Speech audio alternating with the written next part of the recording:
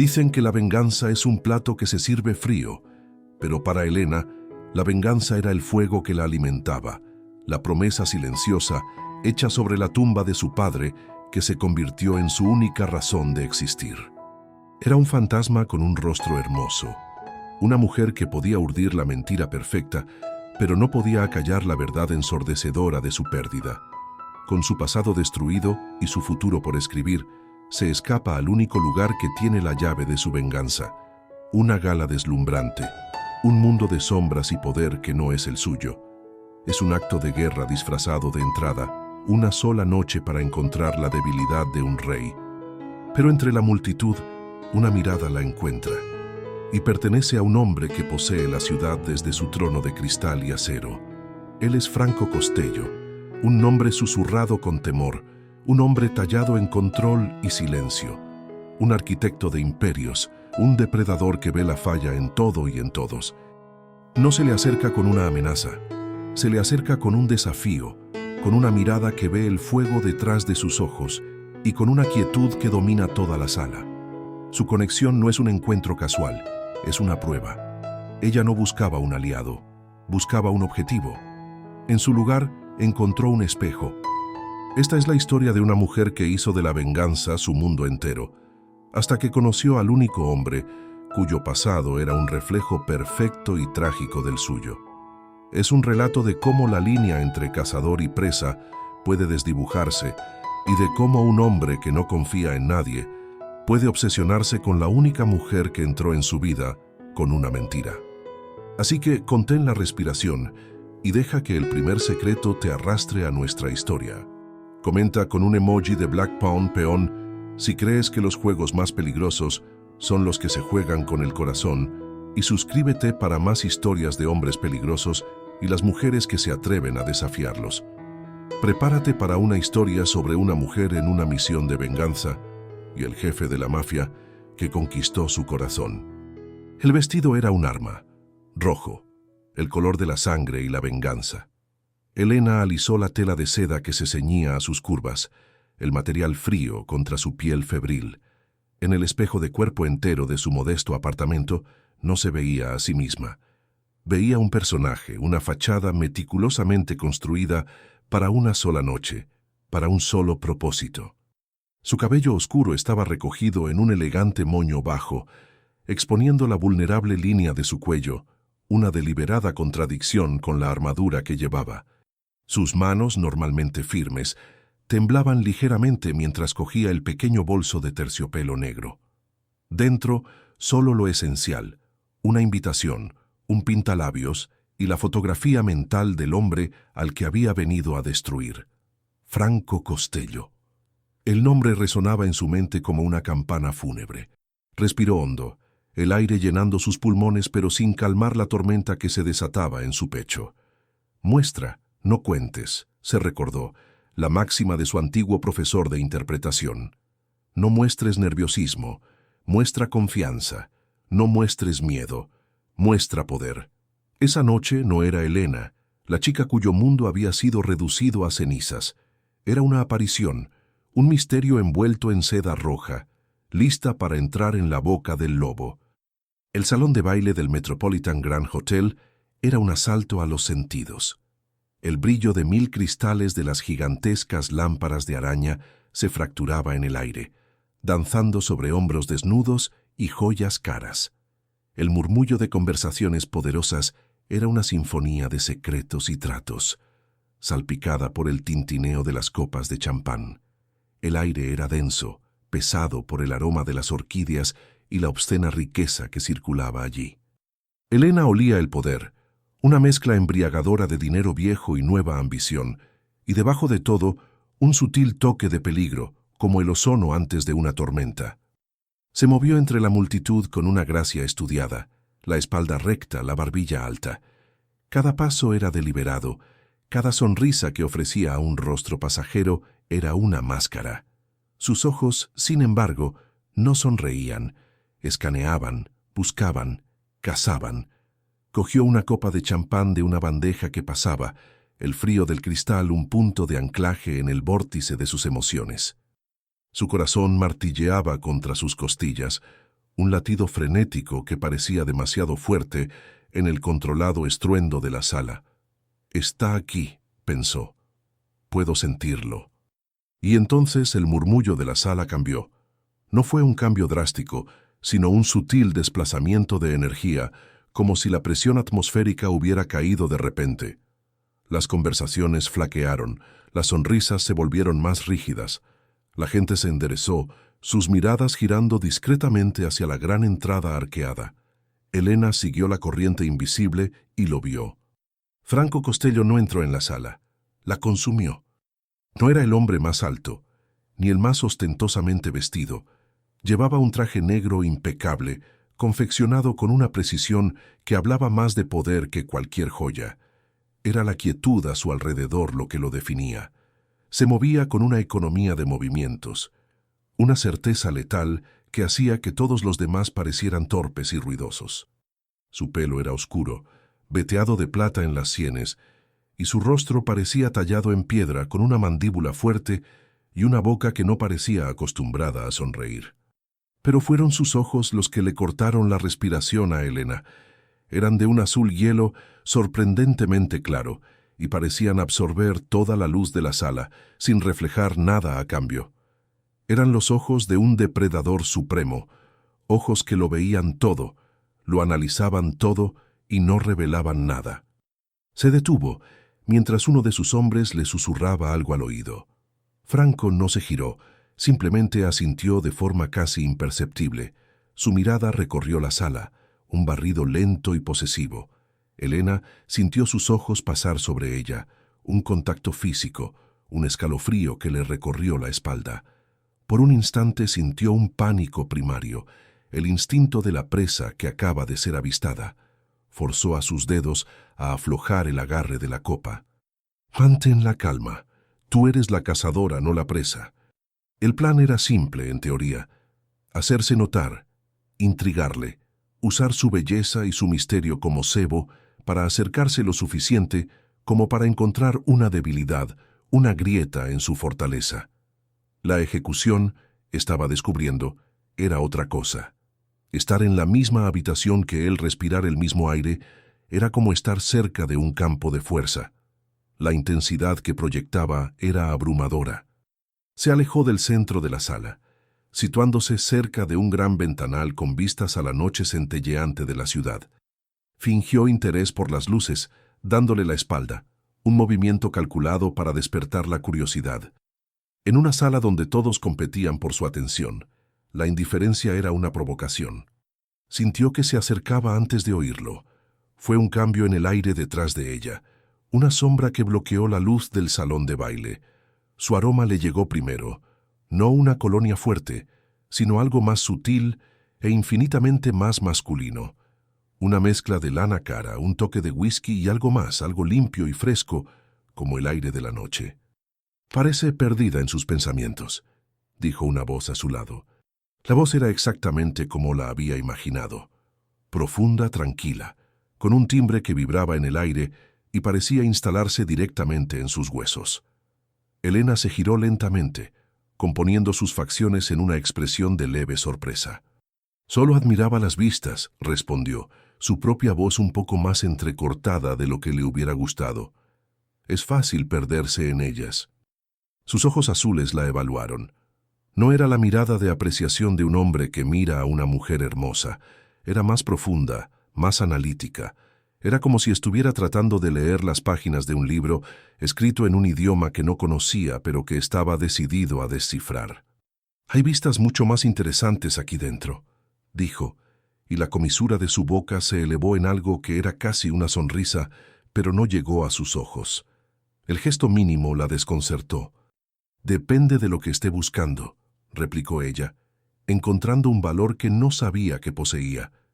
Se llevó la copa a los labios, un movimiento para ocultar el temblor que amenazaba con delatarla. El champán le bajó por la garganta seca como papel de lija. Él dio un paso, cerrando el espacio entre ellos. Ahora podía ver las finas líneas alrededor de sus ojos, testimonio de noches en vela y decisiones difíciles. Era más imponente de cerca, una presencia física que exigía ser reconocida. Soy Franco Costello. No extendió la mano. Simplemente enunció su nombre como un hecho, como quien podría declarar la propiedad de un territorio. «¿Helena?», dijo ella, omitiendo su apellido. Un misterio era más atractivo. «¿Solo Helena?». La pregunta fue suave, pero tenía peso. Por ahora. Un tenso silencio se instaló entre ellos. No era incómodo, sino cargado, lleno de palabras no dichas. Era una prueba, una evaluación mutua. Helena podía sentir su mirada sobre ella, catalogando cada detalle, la forma en que sostenía su copa, el sutil pulso en su cuello, la forma en que se negaba a apartar la mirada. Él estaba acostumbrado a mujeres que se encogían bajo su escrutinio. Helena se obligó a permanecer quieta, a mirarle de frente, a ser su igual en este duelo silencioso. «Esto es una locura», gritó una voz en su mente. «Es un error. Puede ver a través de ti». Pero bajo el miedo, algo más peligroso, estaba bullendo.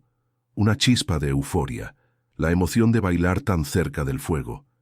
Se odió a sí misma por ello, por la debilidad, por la forma en que su cuerpo le respondía, una traición a la memoria que la impulsaba. «Usted no es de por aquí», afirmó, no era una pregunta. «¿Qué le hace decir eso?»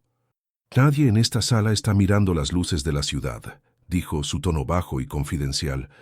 «Todos se miran entre sí, preguntándose quién tiene más poder. Usted parece desinteresada en el juego». «No estoy interesada», pensó. «Solo que estoy jugando a un juego diferente». «Quizás encuentro su juego aburrido», dijo en voz alta. El fantasma de una sonrisa volvió a tocar sus labios. «Quizás lo sea, o quizás solo está buscando un jugador más interesante». El desafío estaba planteado, suspendido en el aire entre ellos. Su plan era infiltrarse en su mundo, pero de pie aquí, bajo el peso de su mirada, sentía como si fuera él quien sostenía la puerta abierta. Y ella no sabía si estaba entrando como invitada o como prisionera. «Tengo buen ojo para las cosas raras y hermosas, Helena», dijo Franco, su voz bajando a un susurro destinado solo a ella. «Y usted es lo más raro que he visto en esta sala esta noche». Levantó la mano no para tocarla, sino para tomar su copa vacía. Sus dedos rozaron los de ella por una fracción de segundo. El contacto fue eléctrico, una sacudida que la recorrió, caliente e inesperada. Le pasó la copa a un camarero cercano sin mirarlo, sus ojos azules aún fijos en los de ella. «Quédese», dijo. No era una petición, era una orden suavemente pronunciada. Se dio la vuelta y se alejó, inmediatamente engullido por un grupo de hombres trajeados. Helena se quedó helada, el lugar donde sus dedos la habían tocado hormigueando. Miró sus propias manos, que ahora estaban perfectamente firmes. El temblor había desaparecido, reemplazado por una claridad gélida. El primer paso del plan fue un éxito. Tenía su atención, pero mientras observaba su poderosa silueta al otro lado de la sala, una verdad aterradora se instaló en su corazón. Había venido a cazar a un monstruo, pero no estaba preparada para el hombre, y en el peligroso juego que estaba a punto de comenzar, se preguntó quién sostenía realmente el cebo y quién estaba a punto de morder el anzuelo. La palabra quedó suspendida en el aire mucho después de que se fuera. «Quédese». Era una orden envuelta en el más fino velo de una sugerencia y se le anudó en el estómago. Durante la siguiente hora, Helena fue un fantasma en el festín. Flotó entre conversaciones, con una sonrisa educada fija en sus labios, asintiendo a presentaciones de personas cuyos nombres se evaporaban en el momento en que los oía. Pero su conciencia, cada nervio tenso de su cuerpo, estaba atada a él. No necesitaba mirar, podía sentir su presencia, una atracción gravitacional que deformaba la energía de la sala a su alrededor. Sentía sus ojos sobre ella periódicamente, una mirada breve y evaluadora que era tan posesiva como una mano en su piel. Era una pieza de ajedrez que él acababa de poner en juego y ahora observaba el tablero, calculando sus próximos 10 movimientos. La idea le provocó un escalofrío que no tenía nada que ver con el aire acondicionado. Era más difícil de lo que había previsto. Una cosa era planear una guerra a distancia, estudiar mapas y perfiles del enemigo. Otra muy distinta Era estar en el campo de batalla, respirando el olor a pólvora y dándose cuenta de que el enemigo no era un monstruo en una página, sino un hombre de carne y hueso, y de una percepción desconcertante. A medida que la noche comenzaba a deshilacharse por los bordes, la multitud se redujo. La orquesta guardó sus instrumentos, reemplazada por el apagado traqueteo del personal que retiraba las copas. El gran salón de baile, antes un mar de vida vibrante, ahora se sentía vasto y vacío, lleno de ecos y sombras. Elena permaneció junto a la ventana, una figura solitaria de rojo contra la extensa oscuridad de la ciudad. Se había quedado como se le había ordenado. Ahora le tocaba mover a él. El sonido de sus pasos sobre el suelo de mármol era inconfundible, cada paso deliberado y seguro. Se detuvo a su lado y el silencio se alargó, más denso esta vez, más íntimo en la cavernosa sala que se vaciaba. «Confío en que su velada haya sido tolerable», dijo su voz un murmullo grave. «Ha sido educativa», respondió Elena girándose para mirarle. La máscara de la invitada misteriosa comenzaba a pesarle. «Ah, sí. ¿Y qué ha aprendido?» Apoyó un hombro en el marco de la ventana, una postura casual que contradecía la intensidad de su mirada. Eligió sus palabras con cuidado. «He aprendido que en una sala llena de gente que intenta gritar, el hombre más silencioso es el que realmente es escuchado».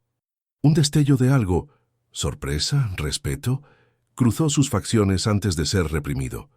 Una observación astuta. La mayoría de la gente está demasiado ocupada haciendo ruido como para escuchar.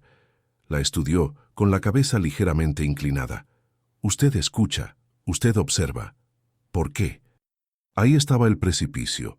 Una palabra equivocada, un paso en falso, podría hacerla caer. Su historia de tapadera tenía que ser tan impecable como su vestido. «Soy una estudiosa de la naturaleza humana», dijo, la mentira sabiendo a cenizas en su boca. «Es un pasatiempo». «Un pasatiempo peligroso», replicó suavemente. «A veces una ve cosas que no debería ver. O ve la verdad que todos los demás fingen que no está ahí». Las palabras salieron antes de que pudiera detenerlas, una esquirla de su verdadero yo abriéndose paso a través de la fachada. Los ojos de Franco se entrecerraron. Se apartó del marco de la ventana, su cuerpo pareciendo llenar el espacio entre ellos sin que él diera un paso. «Tengo una fundación, un fideicomiso de arte y antigüedades. Es una de mis empresas más legítimas». La comisura de su boca se crispó, reconociendo su propio humor negro. «Adquiero piezas, a veces en subastas, a veces de colecciones privadas. Requiere discreción.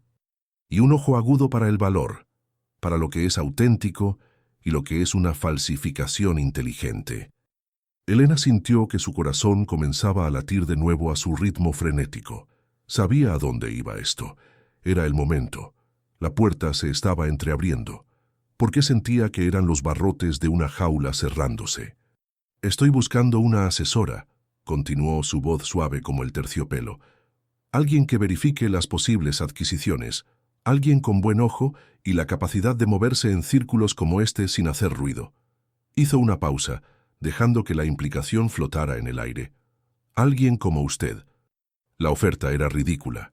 No tenía cualificaciones formales ni un historial que él pudiera comprobar que llevara a esa conclusión, lo que significaba que no era una oferta de trabajo, era una prueba, era una correa. No estaba contratando a una asesora, estaba adquiriendo una curiosidad, su cosa rara y hermosa. «Señor Costello, me siento halagada, pero no estoy segura de estar cualificada», dijo inyectando una nota de vacilante honestidad en su tono. Era crucial que no pareciera demasiado ansiosa. «De eso ya juzgaré yo», descartó su tono final. «Tiene ojo para la verdad. Lo vi en el momento en que la miré. Esa es una cualificación que no se puede comprar ni enseñar». La observó, esperando su reacción, midiendo cada uno de sus destellos de emoción. «El puesto es generoso, requeriría que estuviera disponible, para viajar a veces con poca antelación, y exigiría lealtad absoluta». «Lealtad». La palabra fue una bofetada. La ironía era tan amarga que casi podía saborearla. Estaba allí para desmantelar su imperio, para pagar una deuda de sangre, y él le hablaba de lealtad. Por un segundo fugaz, la imagen de un fuego, de un rostro amable arrugado por el dolor, brilló tras sus ojos. El dolor crudo y abrasador de aquello fue un ancla vital. Le recordó por qué estaba allí, por qué tenía que decir que sí. «Esto no va de ti», se dijo ferozmente. «Va de ellos». Charles no sé qué decir, tartamudeó interpretando su papel. «Diga que sí». De nuevo la orden suavemente pronunciada. Lo miró a los ojos, sosteniendo la mirada por un largo momento. Dejó que viera el conflicto fingido en sus ojos, la vacilación fabricada, antes de asentir lenta y deliberadamente. Sí. Una satisfacción, fría y profunda, se instaló en sus ojos. Había ganado. Había reclamado su premio. Metió la mano en el bolsillo interior de su chaqueta y sacó una tarjeta. Era de cartulina gruesa y pesada, de color negro mate. Se la tendió. Elena la cogió. Sus dedos rozaron los suyos de nuevo, y esta vez la sacudida fue familiar, una corriente peligrosa que ya estaba aprendiendo a esperar. No había ningún nombre en la tarjeta, ninguna empresa, solo una dirección y un número de teléfono, grabados en plata nítida. «Esté en esta dirección mañana. A las 10 en punto», dijo. «Discutiremos los detalles de su empleo». Se enderezó, su presencia volviéndose de nuevo formal, distante. La transacción estaba completa. «Mi chofer la llevará a casa». «No será necesario», dijo ella, con un destello de su propia rebeldía regresando. «Puedo encontrar mi propio camino». Por primera vez esa noche, una sonrisa genuina y sin alegría tocó los labios de Franco Costello. «No tengo ninguna duda de que puede, Elena, pero esta noche tomará mi coche». Su tono no dejaba lugar a discusión. Era una declaración de hechos, un recordatorio de quién estaba al mando. Se dio la vuelta y se alejó sin decir una palabra más, dejándola sola en el silencioso salón de baile, la tarjeta negra sintiéndose tan pesada como una piedra en su mano. El viaje a casa fue un borrón de farolas que se deslizaban por el cuero pulido del interior del coche de lujo. El silencio dentro del vehículo era absoluto. El chofer, una sombra estoica detrás de un panel de cristal. Elena reclinó la cabeza hacia atrás, la seda roja de su vestido sintiéndose como la piel de una extraña. El disfraz. El personaje que había interpretado se había ido, y todo lo que quedaba era Elena, su corazón un nudo enredado de triunfo y terror. Lo había conseguido. Estaba dentro. Tenía acceso, una razón plausible para estar en su órbita. Era una victoria mucho mayor y mucho más rápida de lo que se había atrevido a esperar. Pero su sabor no era dulce, era metálico, como la sangre. La proximidad a él, la pura fuerza de su personalidad, era una variable que no había calculado adecuadamente. No era solo un nombre en un archivo, un villano sin rostro. Era una fuerza gravitacional, y ya podía sentir cómo la arrastraba hacia su peligrosa marea. Cerró los ojos y el recuerdo que mantenía bajo llave se liberó. Una tranquila calle de un barrio residencial, el olor a madera quemada, el agudo lamento de las sirenas acercándose, siempre demasiado tarde, y una promesa que le había hecho al fantasma de su padre, un susurro sobre una tumba fría. Abriendo los ojos, miró la tarjeta negra en su mano. Era una llave, un arma, y quizás una sentencia de muerte. Había entrado en la boca del lobo, y el lobo acababa de ofrecerle una jaula dorada. Y mañana a las 10 de la mañana entraría voluntariamente y cerraría la puerta tras de sí. A la mañana siguiente, el vestido rojo yacía amontonado en una silla de su apartamento, una piel de serpiente desechada. En su lugar, Elena eligió una armadura de otro tipo, un vestido tubo gris marengo, de una elegancia severa, cuyo cuello alto y dobladillo modesto eran un duro reproche a la mujer de la noche anterior. Su pelo no estaba recogido en un elegante moño, sino en una coleta apretada y funcional. Hoy no se trataba de seducción.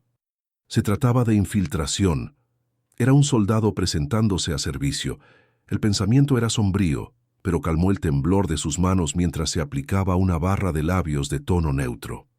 La dirección de la tarjeta negra no la llevó a un almacén oscuro o a una mansión ostentosa, sino a un rascacielos de cristal ahumado y acero que se clavaba en el cielo del centro.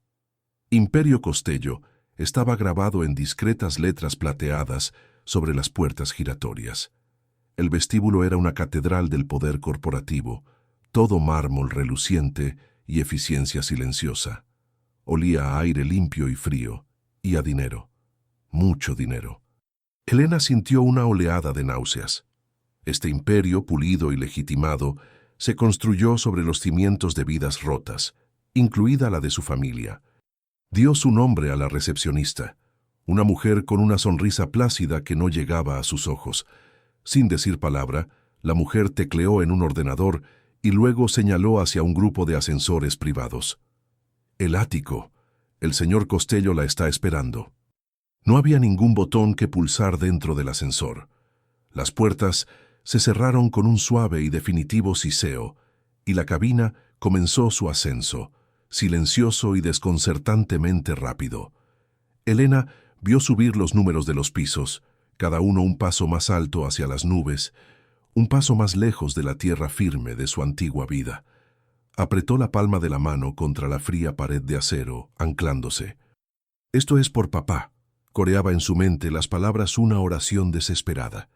«Esto es por la justicia».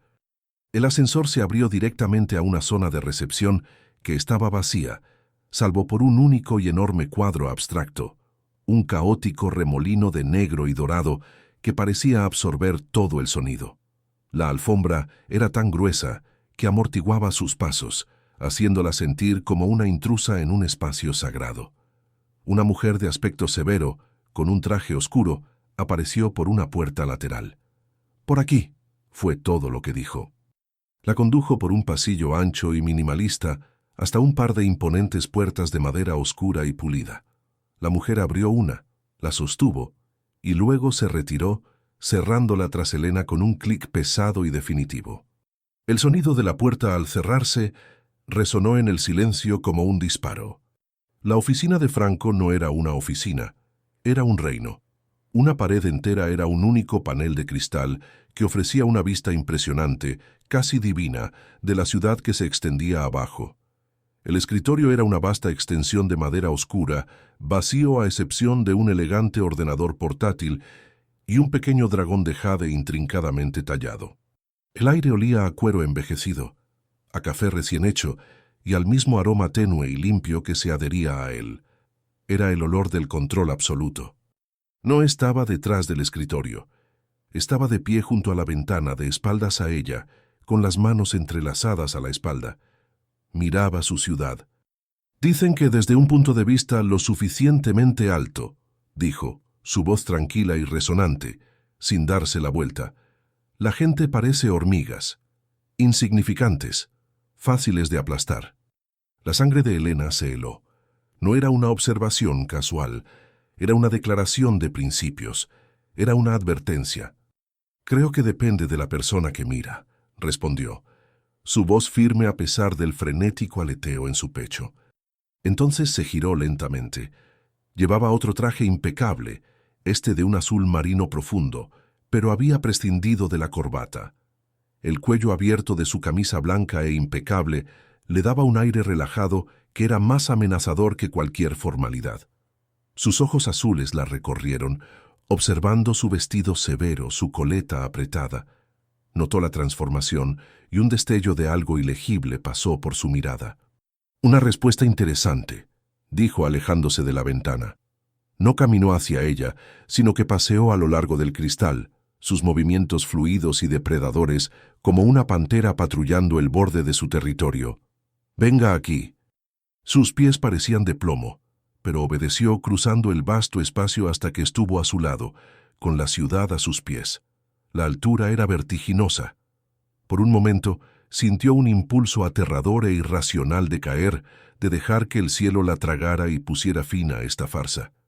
Apretó los puños a los costados, sus uñas clavándose en sus palmas. El dolor pequeño y agudo fue un ancla bienvenida a la realidad. «Adquirí algo recientemente», dijo señalando una mesa baja que no había notado antes. Sobre ella había 2 monedas romanas idénticas, sus superficies verdosas por el tiempo. Una es un auténtico denario de plata del reinado del emperador Tiberio, una pieza de historia de valor incalculable. La otra es una falsificación, una brillante, hecha en Estambul el año pasado. Dígame cuál es cuál. Era el momento, la prueba. No tenía nada que ver con el arte y todo que ver con ella. Estaba probando su temple, su intuición, su habilidad para ver más allá de la superficie. Sintió un sudor frío perlarle el nacimiento del pelo. No sabía nada de monedas romanas. Respiró hondo, reprimiendo el pánico.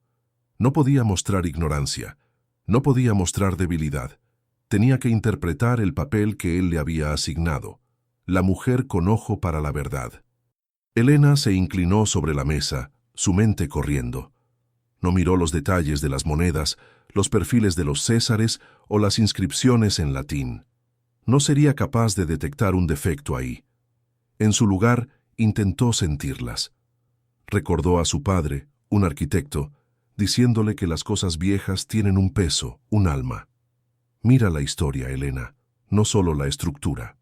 Dejó que sus ojos se desenfocaran ligeramente.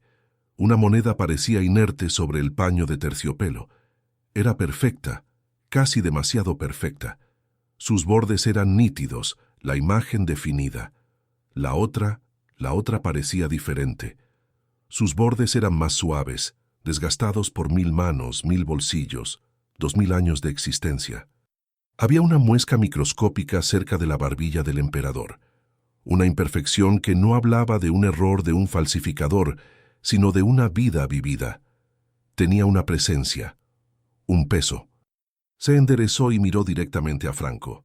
Señaló la segunda moneda, la imperfecta. «Esta es la auténtica», afirmó, su voz conteniendo una convicción que no sentía. «La otra se esfuerza demasiado. La historia nunca es perfecta.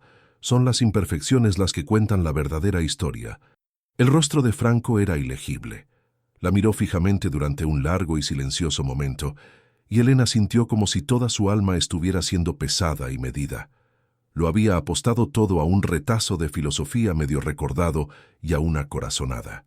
Se acercó a la mesa y cogió la moneda que ella había señalado. La hizo girar entre sus dedos. «Correcto», dijo, su voz plana. Dejó caer la moneda de nuevo sobre el terciopelo, el suave golpe ensordecedor en la silenciosa habitación. Las imperfecciones. Una forma interesante de ver el mundo. Se dirigió entonces a su escritorio, sentándose finalmente detrás de él, la vasta extensión de madera volviendo a ser una barrera entre ellos. Abrió un cajón y sacó un delgado expediente, deslizándolo hacia ella por la superficie pulida. «Su primera misión», dijo, «todo negocios ahora. Un coleccionista privado en Ginebra está vendiendo una colección de mapas del Renacimiento. Afirma que pertenecieron a la familia Médici. La subasta es privada, solo por invitación, en 3 días. Quiero que vaya. Observe. Infórmeme sobre la autenticidad de los mapas y, más importante, sobre los otros postores en la sala. Quiero saber quién está allí, con quién hablan y qué están tratando de comprar realmente. Ginebra. La estaba enviando lejos, al corazón de su mundo de tratos clandestinos y jugadores poderosos. Estaba sucediendo demasiado rápido. Sintió una vertiginosa sensación de mareo. El expediente contiene sus documentos de viaje, reservas y un generoso anticipo para gastos. Continuó, entrelazando los dedos, sus fríos ojos azules, clavándola en su sitio. Será asesora de arte para el fideicomiso Costello. No responderá ante nadie más que ante mí. Cogió el expediente. Se sentía pesado, cargado con el peso de su engaño. «Entiendo», dijo con la garganta seca. «Espero que sí, Helena», dijo suavemente, con un filo peligroso en su voz, «porque en mi mundo no hay lugar para imperfecciones, ni para errores». El despido fue claro. Ella asintió, se giró y caminó hacia las pesadas puertas de madera, sintiendo su mirada en su espalda a cada paso. Cuando su mano tocó el frío tirador de latón, su voz la detuvo por última vez. «Helena». Se giró para mirarle. «El vestido», dijo, con el fantasma de una sonrisa jugando en sus labios. «Es una mejora definitiva, pero confieso, que prefería el rojo, y con eso volvió su atención a su ordenador portátil, dejándola huir de su reino con el corazón acelerado y la escalofriante comprensión de que a Franco Costello no se le escapaba absolutamente nada. Había pasado su prueba, pero se sentía menos como una empleada, y más como una mosca que acababa de ser bienvenida a la telaraña de una araña. Ginebra era una ciudad de una belleza prístina y fría. Desde su suite en el Beau Rivage, Elena tenía una vista panorámica del lago, su superficie una plácida lámina de zafiro que reflejaba los Alpes espolvoreados de nieve. El aire que entraba por la puerta abierta del balcón era fresco y limpio, olía a agua y a riqueza. Todo era ordenado, silencioso y perfecto. Parecía una hermosa y estéril prisión. El lujo era sofocante. Una botella de champán de cortesía sudaba en un cubo de plata. Un cuenco de fruta exótica, dispuesto como un bodegón, descansaba sobre una mesa de caoba. Un vestidor contenía la ropa que el asistente de Franco había preparado para ella.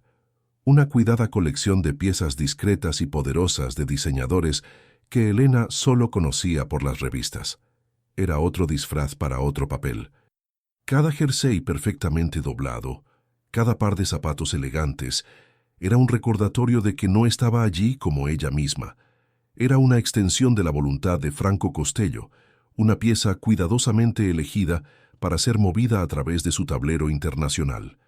Pasó el primer día enterrada en los materiales de investigación del expediente, su habitación de hotel transformada en un estudio. Memorizó los nombres de los cartógrafos, las marcas de agua del papel del siglo XVI, los sutiles cambios en la composición de la tinta utilizados por los maestros florentinos. Fue una sesión de estudio intensivo para el examen más importante de su vida. Sin embargo, sabía que Franco no la había enviado allí por su experiencia en cartografía, la había enviado por sus ojos y oídos, la había enviado para ver las fallas. La noche de la subasta, seleccionó un sencillo vestido negro de manga larga. Era un susurro, no un grito, diseñado para que se mezclara con las opulentas sombras. Mientras se abrochaba un único pendiente de perla, se encontró con su propia mirada en el espejo. La mujer que le devolvía la mirada era una extraña, serena, fría, sus ojos albergando una profundidad de cálculo que era nueva e inquietante. El miedo seguía allí, un nudo frío en su estómago, pero ahora estaba cubierto por una capa de endurecida resolución. Ya no era solo una chica empeñada en la venganza, se estaba convirtiendo en el arma que necesitaba ser. La subasta se celebró en una villa privada enclavada en las colinas que dominaban la ciudad. El aire en el interior era espeso con el olor a cera de abejas, papel viejo y el aroma colectivo de perfumes discretamente caros. Los asistentes eran una cuidada selección de la élite mundial. Oligarcas rusos con rostros de piedra, elegantes industriales franceses y hombres curtidos por el sol que podrían haber sido cualquier cosa, desde barones del petróleo de Texas hasta magnates sudamericanos. Hablaban en susurros. Sus educadas sonrisas apenas ocultaban el brillo depredador en sus ojos. Esta era una jungla diferente a la que Franco gobernaba en casa, pero las leyes eran las mismas. El fuerte consumía al débil. Elena encontró un lugar cerca de la parte de atrás, con un vaso de agua mineral en la mano, su postura relajada, pero sus sentidos en máxima alerta. Los mapas estaban expuestos en vitrinas climatizadas, su tinta desvaída, trazando costas perdidas e imperios olvidados. Eran hermosos, pero la atención de Elena estaba en otra parte. Observaba las manos de los otros invitados, un hombre cuyos dedos tamborileaban impacientemente sobre su muslo. Una mujer que retorcía un anillo de diamantes, su mirada saltando entre un mapa específico y un postor rival. Esas eran las señales, las pequeñas traiciones de emoción que revelaban la verdad detrás de las máscaras. Son magníficos, ¿no es así? Sostener un pedazo del mundo como se imaginaba una vez. La voz era suave, con acento francés de París, y venía de justo a su lado. Elena se giró para ver a un hombre con un traje gris perfectamente entallado, su pelo plateado peinado hacia atrás, de un rostro apuesto y bronceado. Le estaba sonriendo, una sonrisa encantadora y fácil, que parecía fuera de lugar en la tensa habitación. «Contienen los sueños de antiguos reyes», respondió Elena, su voz uniforme. «Una forma poética de verlos», extendió una mano. «Julian Dubois». Ella le tomó la mano. Su agarre era firme pero suave. «Elena». «¿Solo Elena?», preguntó él, sus ojos brillando, haciéndose eco de la pregunta de Franco de aquella primera noche. «Una mujer misteriosa». «Me gusta», señaló los mapas. «¿Es usted coleccionista?» «Asesora», dijo ella, usando el título que Franco le había dado. Se sentía extraño y falso en su lengua. «Ah, ¿para quién, si se me permite preguntar? ¿O eso es parte del misterio?» Su encanto era implacable, una presión suave pero persistente. «Mi cliente valora la discreción», dijo ella, su sonrisa educada pero firme. «Por supuesto, todos los interesantes lo hacen». No insistió más. En cambio se quedó a su lado, su mirada recorriendo la multitud. Una colección fascinante de gente también. Más depredadores que eruditos, creo. Todo el mundo aquí está pujando por algo más que papel y tinta. Están pujando por estatus, por historia, por un pedazo de un relato que pueden reclamar como propio. Era perspicaz, peligrosamente. La miró, su sonrisa suavizándose ligeramente. «Usted, por ejemplo, no está mirando los mapas, está mirando a los postores. Los mira como un historiador mira un manuscrito, buscando la falsificación». Su observación cayó como una piedra, enviando ondas a través de su cuidadosamente construida compostura. Un rubor de calor le subió por el cuello, una traición que intentó reprimir. «Simplemente estoy tratando de entender el mercado», desvió, dirigiendo su atención deliberadamente hacia el frente de la sala, donde el subastador golpeaba su martillo para llamar la atención. «El mercado tiene muy poco que ver con el arte», murmuró Julian, su voz lo suficientemente baja como para que solo ella la oyera. «Y todo que ver con los artistas del trato». La puja comenzó. La voz del subastador era un zumbido tranquilo y melódico, un marcado contraste con las batallas silenciosas y feroces que se libraban con sutiles asentimientos y el movimiento de una paleta numerada. Elena lo ignoró, su atención centrándose en dos hombres que el expediente de Franco había identificado como rivales clave: un ruso de rostro sombrío llamado Petrov y un industrial alemán, von Hess. Estaban sentados en lados opuestos de la sala, aparentemente pujando uno contra el otro por una carta portulana particularmente rara. El precio subió, saltando en incrementos de 50.000 francos. Petrov pujaba. Von Hess contraatacaba. Ida y vuelta, un predecible y agresivo partido de tenis. Pero Elena notó algo más. Vio la infinitesimal mirada que Petrov le lanzó a un tercer hombre, un individuo anodino en la fila de atrás, justo antes de hacer una puja particularmente audaz. Vio a von Hess negar sutilmente con la cabeza, cuando su propio asociado comenzó a levantar una paleta, haciéndole señas para que se detuviera. Era teatro. No estaban luchando entre sí. Estaban trabajando en conjunto, un movimiento de pinza diseñado para inflar el precio y expulsar a cualquier competencia legítima. Finalmente, cuando el precio alcanzó una suma asombrosa y todos los demás postores se habían retirado, se levantó una nueva paleta. Pertenecía al hombre anodino de detrás. Petrov y von Hess se callaron inmediatamente. El martillo cayó. «Vendido», declaró el subastador, al postor número 73. Fue una brillante y despiadada pieza de manipulación del mercado. Una alianza oculta a plena vista. Este era el tipo de inteligencia que Franco anhelaba. No solo quién ganó, sino cómo ganaron, y quiénes eran sus socios silenciosos. Sintió una fría sensación de logro. Había visto la falla en la historia que todos los demás estaban viendo. Mientras la multitud comenzaba a dispersarse, mezclándose para una última copa de champán, Julian reapareció a su lado. «Un resultado interesante para la carta portulana», dijo, sus ojos agudos de diversión. «¿Obtuvo su cliente lo que quería?» «Mi cliente recibió exactamente la información que necesitaba», dijo Elena, su tono deliberadamente neutro. Ya veo. Sonrió una sonrisa genuina y cómplice esta vez. Metió la mano en su chaqueta y sacó una tarjeta, muy parecida a la de Franco, pero de color crema, con una elegante caligrafía en relieve. Julian Dubois, Antigüedades. Indicaba direcciones en París y Londres. Si alguna vez su trabajo de asesoría la lleva a París, el misterio sería un desafío bienvenido. Encuentro el mercado aquí, un poco demasiado predecible. Hizo una leve inclinación, un gesto de encanto del viejo mundo, y se fue fundiéndose de nuevo en la multitud de depredadores y eruditos. Elena abandonó la villa poco después, sin molestarse en tomar una última copa. El aire fresco de la noche fue un alivio contra su piel enrojecida. El peso de la actuación se desvaneció, pero el peso del conocimiento que ahora poseía se instaló pesadamente en su lugar. Tenía la información, los nombres, la alianza oculta.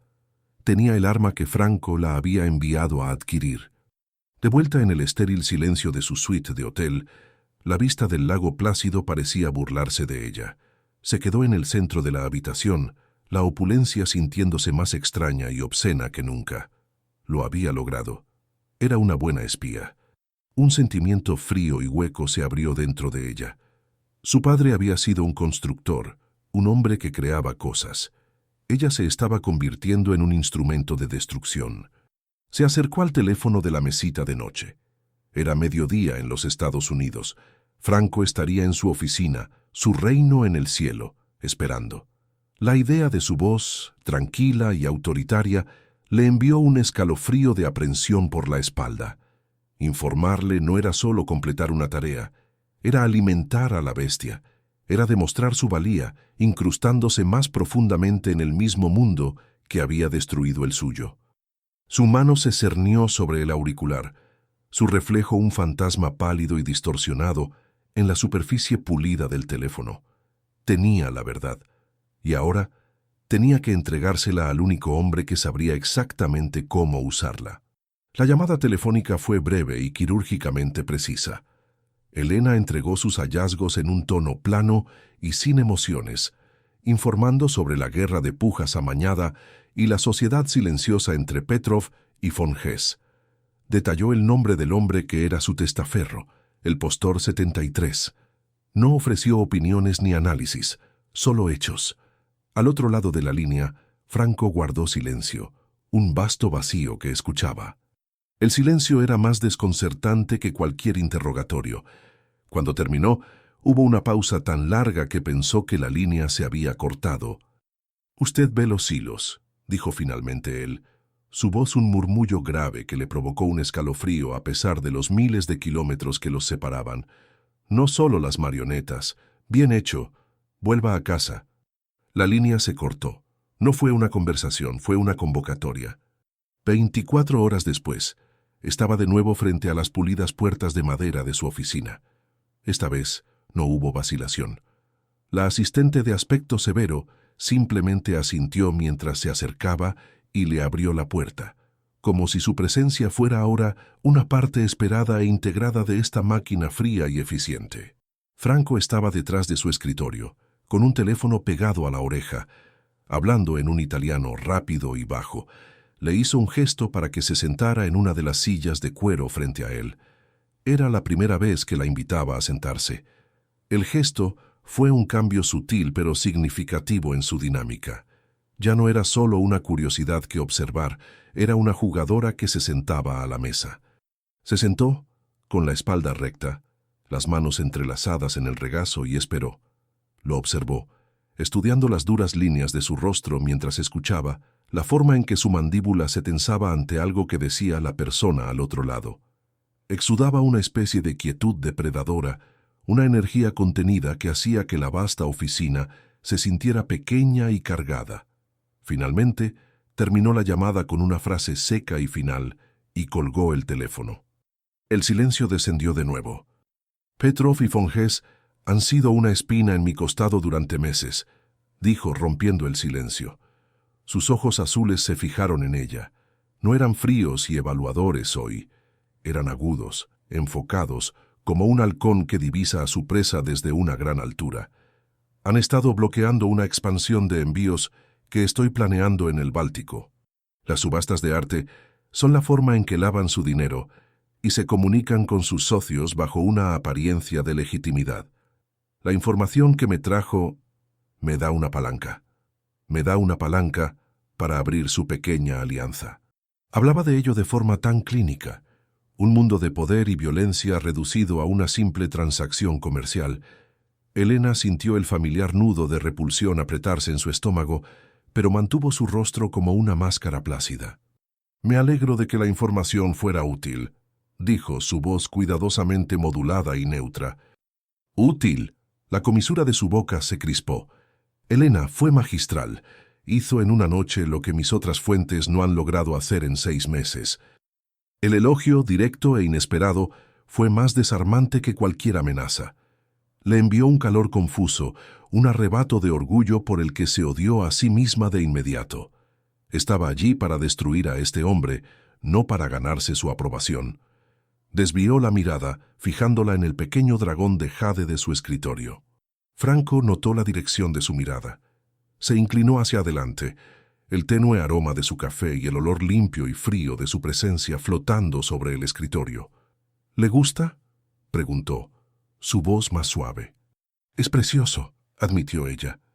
Lo cogió acunando el pequeño e intrincadamente tallado objeto en su gran mano. El gesto parecía casi tierno. «Me lo dio mi abuelo. Era un inmigrante. Vino aquí sin nada más que la ropa que llevaba puesta y un rencor del tamaño de Sicilia. Me dijo que este dragón representa poder, fuerza y buena fortuna, pero también me dijo que su verdadero valor está en su defecto». Le dio la vuelta al dragón. En la parte inferior, casi invisible a simple vista, había una diminuta grieta en el jade. «Dijo que todo, no importa cuán poderoso sea, tiene una grieta», continuó Franco, su voz un murmullo bajo e íntimo. «Una vulnerabilidad. El secreto para ganar no es ser impecable. Es conocer tus propios defectos, protegerlos y encontrar los defectos de tus enemigos». Sus ojos se levantaron del dragón y se encontraron con los de ella, y la intensidad en ellos hizo que el aire de la habitación se sintiera tenue. «Usted tiene un don para encontrarlos». Ya no hablaba de mapas o monedas, hablaba de ella, de ellos. Se levantó, con un movimiento fluido y silencioso. Rodeó el enorme escritorio eliminando la barrera entre ellos. El corazón de Elena comenzó a martillear contra sus costillas. Se quedó sentada, un instinto primario gritándole que corriera, mientras que una parte más oscura y traicionera de ella estaba clavada en el sitio, cautivada. Se detuvo directamente frente a su silla, obligándola a inclinar la cabeza hacia atrás para mirarle. Su mero tamaño, su presencia física, era abrumadora. Bloqueaba la luz de la ventana, sumiéndola en su sombra. Podía sentir el calor que irradiaba de su cuerpo. Podía ver la tenue barba oscura a lo largo de su mandíbula. Podía oler el whisky, tenue y agudo, en su aliento. «Necesito ese don, Elena», dijo, su voz bajando aún más. «Necesito sus ojos, su lealtad». Quiso escupirle la palabra a la cara, decirle lo que le había quitado, lo que su mundo le había hecho a su familia. Las palabras vengativas eran un grito en la punta de su lengua, pero murieron allí, estranguladas por la complejidad del momento. Tenía que quedarse, tenía que llegar hasta el final. «La tiene», susurró, las 2 palabras costándole más de lo que él podría imaginar. Su mirada bajó a su boca. Por un segundo que le paró el corazón, pensó que iba a besarla. El aire entre ellos crepitó, un cable vivo de preguntas no formuladas y respuestas prohibidas. Podía sentir el calor de su aliento en su piel. Su propia respiración se entrecortó. Era una locura, estaba mal, y sin embargo cada célula de su cuerpo era intensamente consciente de él, de su proximidad, de la peligrosa y magnética atracción que ejercía. Pero no la besó, no la tocó en absoluto. Se mantuvo perfectamente quieto un momento más, una prueba de voluntad, una demostración del férreo control que tenía sobre sí mismo y, por extensión, sobre ella. Luego dio medio paso hacia atrás, rompiendo el hechizo. El aire volvió a llenar sus pulmones y sintió una vertiginosa sensación de alivio y una extraña y aguda punzada de decepción. Volvió a su escritorio. Todo negocios una vez más. El breve e intenso momento de intimidad desvaneciéndose como si nunca hubiera ocurrido. «Hay un cargamento que llega al puerto de Newark la próxima semana», dijo su tono seco y profesional. «Oficialmente es mármol italiano. Extraoficialmente es otra cosa. Hay gente que quiere interceptarlo. La necesito allí. Necesito que observe, que sea mis ojos sobre el terreno». Esto era diferente. No era una subasta deslumbrante en Ginebra. Eran los muelles. Era la cruda y peligrosa realidad de su negocio. Era un paso más profundo en la oscuridad. «¿Qué estaré buscando?», preguntó ella, su voz sorprendentemente firme. «Fallas», dijo simplemente, sus ojos azules clavándose en los de ella a través de la extensión del escritorio. «Reconocerá una cuando la vea». La despidió con un asentimiento. Elena se levantó, sintiendo las piernas temblorosas. Salió de la oficina, las pesadas puertas cerrándose tras ella, el sonido sellando su destino. Mientras bajaba en el silencioso ascensor, se llevó una mano temblorosa a los labios. Le hormigueaban, como si la hubiera besado después de todo. Había entrado en su oficina como un soldado. Había salido como una confidente. La línea entre su misión y su papel se estaba desdibujando en un gris peligroso y comenzaba a temer que la mayor falla de Franco Costello fuera la que él estaba empezando a ver en ella, un reflejo de sí mismo. Y estaba aterrorizada de que pudiera tener razón. El puerto de Newark de noche era un mundo diferente. Era una bestia mecánica y esquelética, toda ángulos afilados y sombras profundas bajo el enfermizo resplandor naranja de las luces de sodio. El aire, espeso y pesado, era un duro cóctel de sal, óxido y diésel. Se le pegaba a la garganta. El rítmico clangor de metal contra metal y el bajo y gutural gemido de la maquinaria pesada eran las respiraciones dormidas del monstruo. Esta era la sala de máquinas del Imperio de Franco, un lugar a mundos de distancia del aire perfumado de una villa de Ginebra. Aquí es donde se hacía el verdadero trabajo. Elena estaba sentada en el asiento del pasajero de una berlina negra, aparcada en las profundas sombras entre dos imponentes pilas de contenedores. Llevaba vaqueros oscuros, un jersey negro de cuello alto y un abrigo grueso. Los glamurosos disfraces habían desaparecido. Este era su uniforme para el frente de batalla. El hombre al volante se había presentado como Salva. Era corpulento como un armario, con la cabeza rapada y la nariz aplastada, que sugería que se la habían roto más de una vez. No le había dirigido más de 10 palabras desde que la recogió. Su silencio, un pesado manto de desaprobación. Ella era una extraña, una mujer y claramente a sus ojos un lastre. Podía sentir su escepticismo irradiando de él en oleadas. Era uno de los hombres de Franco, un soldado. Ella era... ¿qué? Una asesora. El título sonaba absurdo aquí. Era el proyecto personal de Franco y a Salva le habían asignado el trabajo de niñera. La idea endureció su resolución. No sería menospreciada. Durante 2 horas permanecieron sentados en silencio, observando. El muelle era un lento y metódico ballet de grúas y carretillas elevadoras. Hombres con cascos se movían dentro y fuera de los charcos de luz, sus voces llegando con el viento en gritos secos e indistintos. Los ojos de Elena lo escaneaban todo, moviéndose más allá de lo obvio y buscando lo sutil. Observaba los patrones de los trabajadores, el ritmo de la maquinaria, la forma en que los guardias de seguridad hacían sus rondas. Buscaba una ruptura en el ritmo, un compás perdido en el corazón de la máquina. Su mente divagó de vuelta al momento en la oficina de Franco. La sensación de su presencia, el calor de su cuerpo, el desafío tácito en sus ojos. Era un recuerdo que la inquietaba, una melodía peligrosa que no podía sacarse de la cabeza. Él había visto algo en ella, una capacidad para este mundo que ella nunca había querido reconocer en sí misma, y al borde del peligro real temía que tuviera razón. Había una parte de ella, una parte fría y afilada, que estaba desconcertantemente tranquila, desconcertantemente concentrada. La hija del hombre de justicia estaba demostrando ser inquietantemente buena en el trabajo de los criminales. El barco está aquí, gruñó Salva, su voz devolviéndola al presente. Un enorme buque portacontenedores, el Reina de Palermo, estaba siendo empujado a su atraque por remolcadores, su inmenso casco negro borrando las estrellas. El ballet en los muelles aceleró su ritmo. Una grúa específica cobró vida, moviéndose hacia el barco. La carga oficial era mármol, pero Elena sabía que en algún lugar de las entrañas del barco había unos pocos contenedores seleccionados que contenían algo mucho más valioso y mucho más ilegal. «Estamos vigilando al equipo en el muelle 12», dijo Salva señalando. «Los contenedores están marcados con una X azul. Se cargan en un convoy de 3 camiones. Sencillo, nuestros hombres están en los camiones y mezclados con el personal del muelle. Si algo parece fuera de lugar, me lo dices». Su tono era plano, implicando que no esperaba que ella viera algo que sus ojos experimentados pasarían por alto. Elena ignoró su tono y se concentró. El primer contenedor designado fue levantado del barco, una gigantesca caja de metal balanceándose en el aire como un juguete. Fue colocado en la parte trasera de un camión de plataforma. El proceso fue suave, eficiente, demasiado suave. Sintió un cosquilleo de inquietud en la nuca.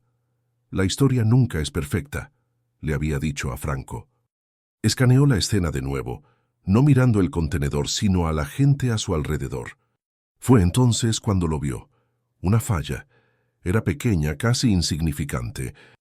Uno de los estibadores, un hombre con una chaqueta manchada de grasa de pie cerca del camión, no estaba mirando el contenedor.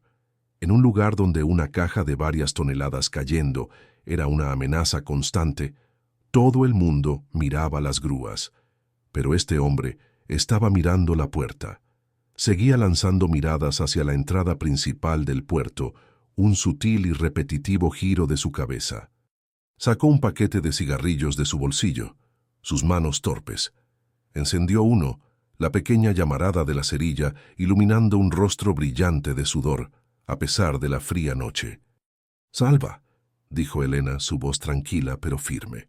«Lo veo, todo despejado», gruñó él, sus ojos en el camión. Mira al hombre junto a la rueda delantera del camión, el que está fumando. La mirada de Salva se desvió, sus ojos entrecerrándose. «Es solo un estibador, ¿qué pasa con él?» «Está nervioso», dijo Elena, «y no está vigilando la carga, está vigilando la puerta, está esperando algo». Salva se quedó mirando un largo momento. Podía sentir su escepticismo, luchando con el hábito arraigado de seguir una orden, incluso una sugerencia de esta extraña mujer.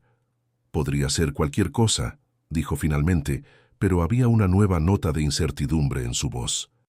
«Le tiemblan las manos», insistió Elena, y acaba de encender un cigarrillo con filtro por el lado equivocado. La cabeza de Salva se volvió bruscamente hacia el hombre. Era cierto. El diminuto resplandor naranja estaba en la punta blanca y filtrada, un error que ningún fumador cometería a menos que su mente estuviera completamente en otra parte. Era un pequeño, estúpido y humano error, una falla perfecta. «¡Hijo de puta!», respiró Salva. La incredulidad en su voz había desaparecido, reemplazada por una repentina y aguda tensión. Alcanzó la radio enganchada en su visera. «Es un vigilante. Tenemos un comité de bienvenida», dijo unas pocas y secas palabras en código en la radio. «El paquete tiene una sombra. La vigilancia de la puerta está comprometida». La respuesta fue un crujido de estática y una sola y seca palabra de acuse de recibo. Al instante, la atmósfera en el muelle cambió. Fue casi imperceptible, pero Elena lo sintió.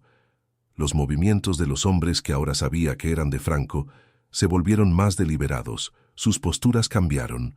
Una carretilla elevadora que había estado parada cerca se movió de repente, sus pesadas horquillas bloqueando una ruta de acceso clave. Otro hombre, uno de los camioneros, bajó casualmente de su cabina estirándose, pero su mano descansaba cerca de la parte baja de su espalda. Se estaban preparando. El vigilante también debió de notar el cambio. Dejó caer su cigarrillo, su cabeza girando, sus ojos abiertos de pánico.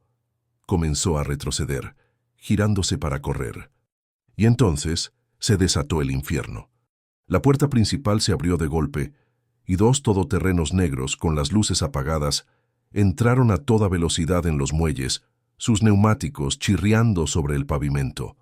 Pero no se dirigían al camión con el contenedor. Se dirigían a la trampa que los hombres de Franco acababan de tender. Elena no oyó disparos. Oyó el brutal y repugnante crujido de metal cuando la carretilla elevadora golpeó con sus pesadas horquillas el costado del todoterreno principal, volcándolo. Vio a hombres salir del segundo vehículo, pero fueron inmediatamente rodeados por estibadores que parecieron materializarse de las sombras. Hubo gritos, los sonidos de una refriega, y luego un repentino y escalofriante silencio. Todo terminó en menos de 30 segundos. Brutal, eficiente, aterrador. Salva ya estaba arrancando el coche. «Agáchate», ordenó su voz un gruñido bajo. Sacó la berlina de detrás de los contenedores y aceleró hacia una salida diferente y más pequeña en el otro extremo del puerto. Elena no miró hacia atrás, miró al frente, su corazón latiendo a un ritmo salvaje y frenético contra sus costillas. La adrenalina era un sabor caliente y metálico en su boca. Lo había visto, la falla, y su observación había activado una trampa, una contramedida violenta y perfectamente ejecutada. No solo había observado, había participado. Salva no habló hasta que estuvieron a kilómetros de distancia del puerto, de vuelta en la autopista. Las luces de la ciudad, un resplandor distante e indiferente. «¿Cómo lo supo?», preguntó su voz ronca con un respeto a regañadientes. «¿Lo del cigarrillo?». Elena reclinó la cabeza contra el frío cuero del asiento, su cuerpo temblando ahora que el peligro había pasado. «La gente comete errores cuando tiene miedo», dijo, su voz hueca. «Solo hay que estar atento para verlos». Él la miró, una mirada larga e inquisitiva. La hostilidad abierta había desaparecido, reemplazada por algo más. Asombro, miedo, respeto. Ahora la veía, no como el juguete de Franco, sino como algo completamente diferente, algo peligroso. Y en la oscuridad del coche, alejándose a toda velocidad de la violencia silenciosa que había ayudado a desatar, Elena finalmente tuvo que enfrentarse a la aterradora verdad. Él no era el único. Ella también estaba empezando a verla en sí misma. Las secuelas de los muelles fueron el silencio. Durante 3 días Elena no supo nada. Se quedó en su apartamento, la ciudad fuera de su ventana sintiéndose como un mundo lejano. La adrenalina se había desvanecido, dejando tras de sí una ansiedad baja y zumbante y una profunda sensación de desubicación. Repasaba los acontecimientos en su mente, el chirrido de los neumáticos, el horrible crujido del metal. Ella había sido la catalizadora de esa violencia. La idea era una piedra fría y pesada en su estómago.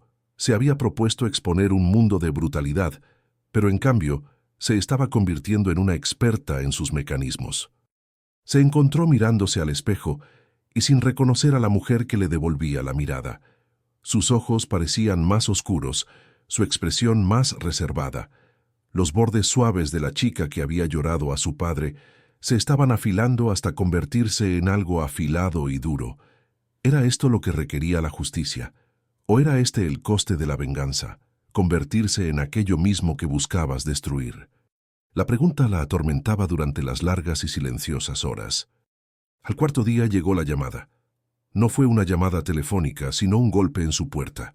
Salva estaba en el pasillo, su gran figura llenando el umbral. No llevaba su habitual disfraz de estibador, sino un traje oscuro que lo hacía parecer aún más imponente, como un guardaespaldas o un funerario. «Franco quiere verla», dijo. Su tono era diferente ahora. El respeto a regañadientes que había mostrado en el coche se había solidificado. «No en la oficina, está en el Círculo Cima». Elena conocía el nombre. El Círculo Cima era uno de los clubes sociales italianos más exclusivos y de la vieja escuela de la ciudad, un lugar donde hombres como Franco hacían negocios con platos de pasta y copas de vino tinto, sus conversaciones protegidas por décadas de tradición y un código de silencio no escrito. Era el corazón de su territorio, un lugar al que nunca se invitaba a ningún extraño. Esto era más que una reunión informativa. Era una unción. El viaje fue silencioso, pero fue un silencio diferente al de antes. Ya no estaba cargado de tensión y desaprobación.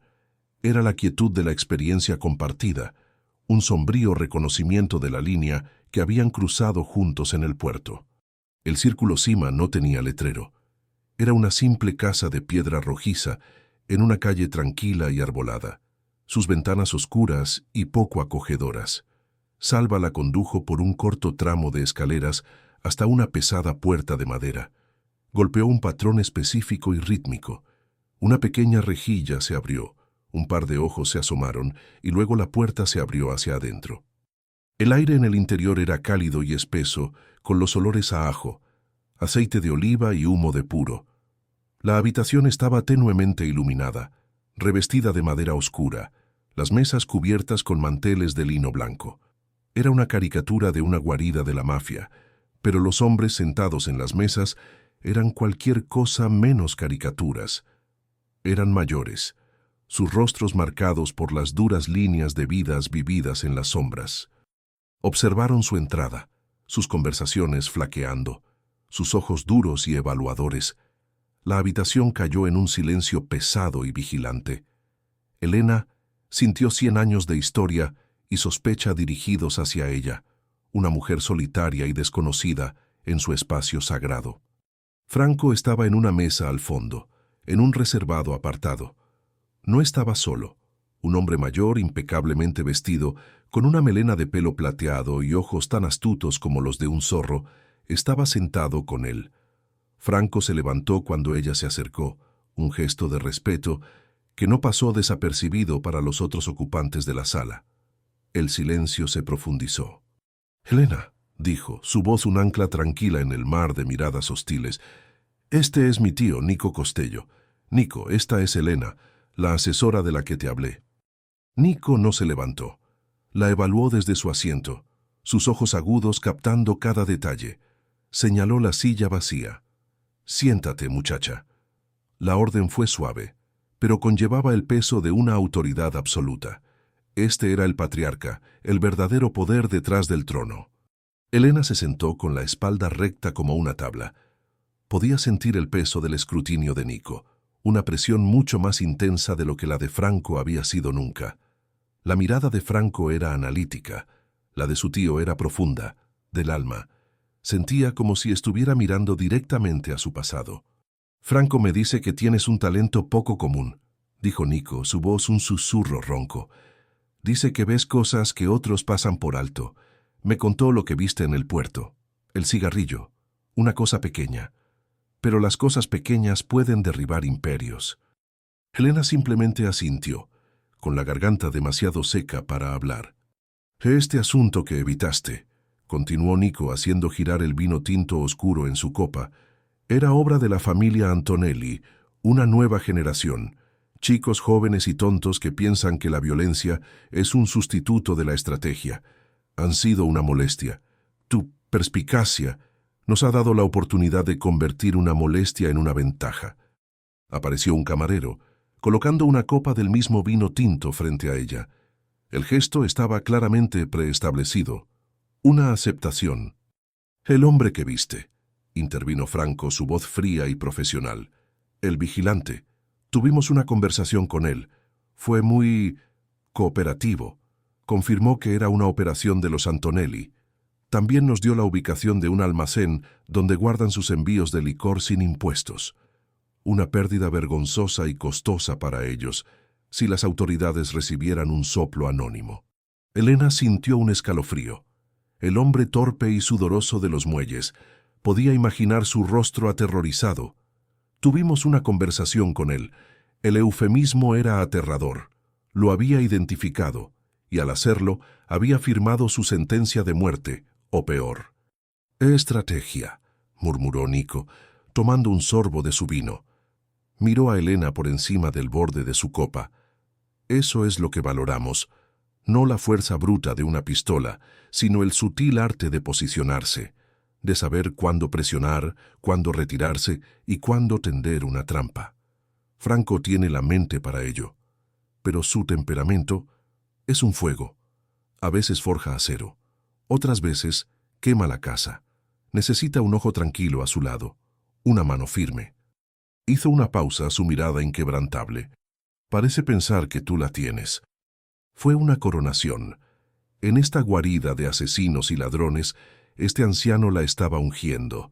Estaba validando su papel, cimentando su lugar al lado de Franco. La ironía era una náusea física que le subía por la garganta. Había venido para destrozarlos desde dentro.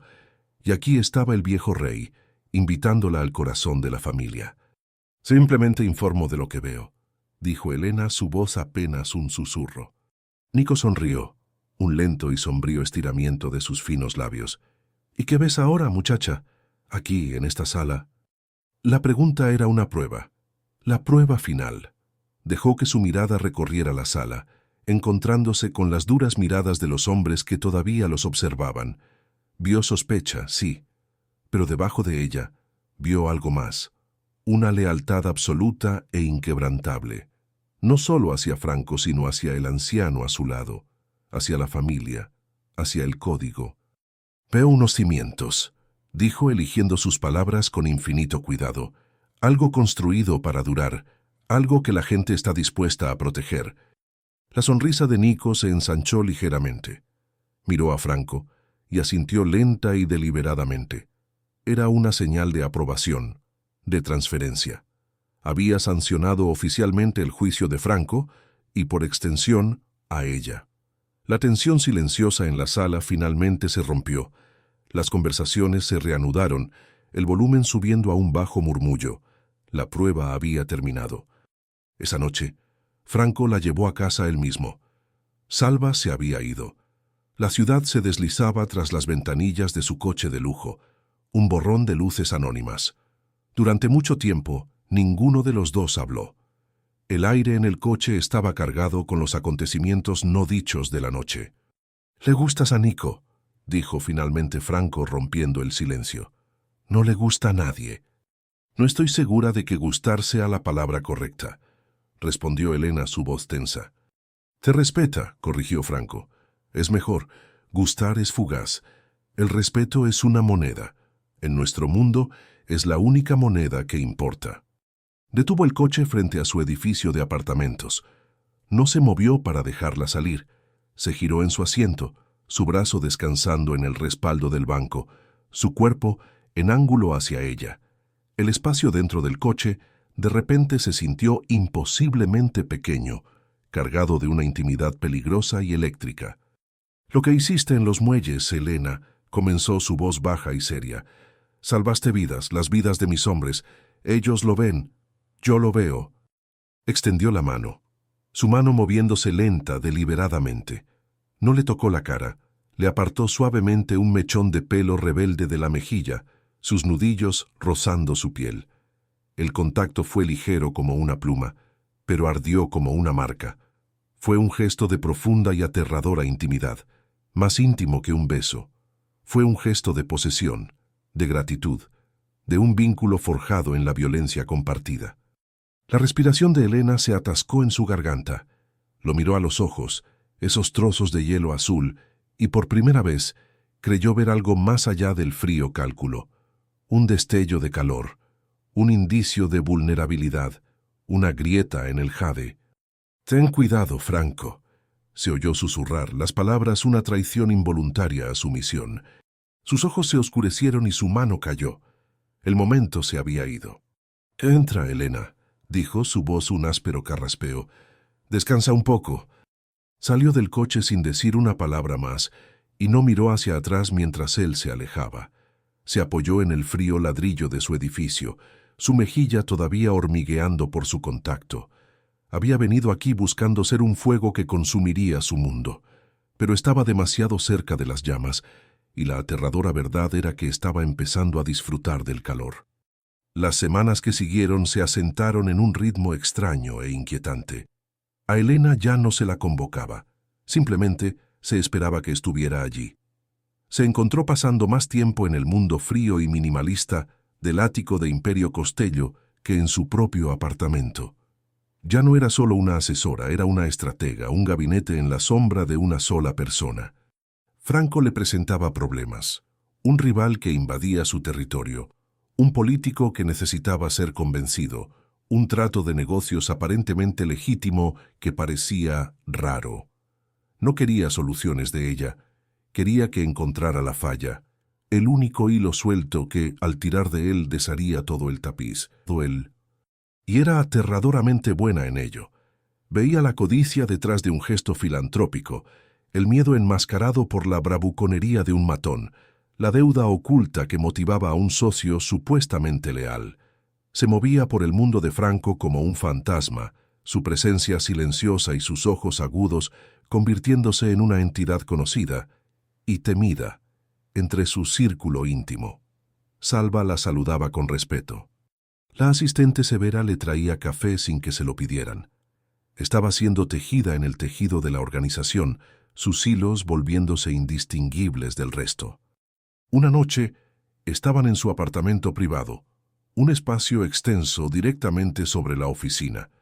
A diferencia del reino frío y corporativo de abajo, este espacio era más personal, aunque no menos controlado. Todo eran líneas limpias, maderas oscuras y vastos ventanales que se bebían la brillante ciudad. No había fotos familiares, ni desorden, solo una cuidada colección de arte, una pared de libros y una abrumadora sensación de soledad. Estaban sentados casi a oscuras, la única luz proveniente de la pantalla silenciosa del televisor. Estaban dando un informativo local que detallaba una redada de agentes federales a primera hora de la mañana en un almacén de Queens. La noticia principal era sobre una incautación masiva de licor sin impuestos. Se mencionó el nombre de la familia Antonelli.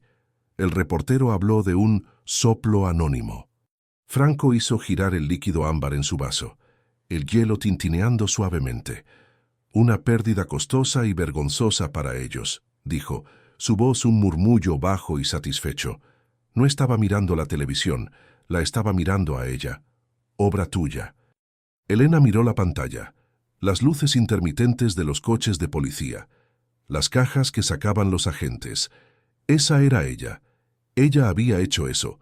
Le había quitado una pieza a una familia rival con nada más que una observación silenciosa y una llamada telefónica. El poder de aquello era un veneno vertiginoso y nauseabundo. Tomó un sorbo del whisky que él le había servido. El ardor, una bienvenida distracción. «Estás callada esta noche», observó. «Solo estoy pensando», dijo ella, su voz tensa. «¿En qué?»